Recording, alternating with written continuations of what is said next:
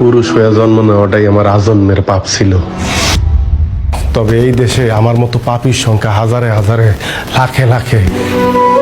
এরা সবাই মানব সন্তান হয়ে জন্মাইছে ঠিকই, কেউ পুরুষ হয়ে উঠতে পারে নাই।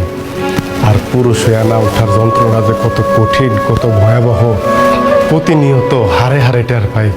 কারণ পুরুষের সাফল্যের ভাগ সবাই নিল, ব্যর্থতার ভাগ তো কেউ নিতে চায় না। কারণ সবাই মনে করে পুরুষ জন্মগ্রহণ করছে পরিবারের অন্যান্য সদস্যদের চাহিদা মেটানোর জন্য। অনেকে ভুলেই যায় পুরুষ নামক মানুষটার মধ্যেও একটা মন আছে, একটা হৃদয় আছে, হৃৎপিণ্ড নামক একটা বস্তু আছে। প্রিয়জনের কথার আঘাতে সেই হৃৎপিণ্ডটা না কাইপা ওঠে। ভুলা যাইবই না কেন কম, কারণ পুরুষ তো কখনো কারো প্রিয়জন হয়ে উঠতে পারে না।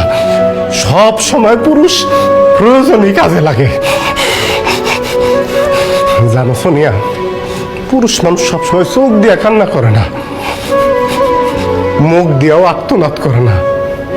পুরুষের মন কান্দে, হৃদয় আর্তনাদ করে। পুরুষ আবার সেই আর্তনাদ বুকের মধ্যেই চাপ দিয়ে ধরে রাখে, যাতে প্রিয়জনরা না শুনতে পারে। যদি কষ্ট পায়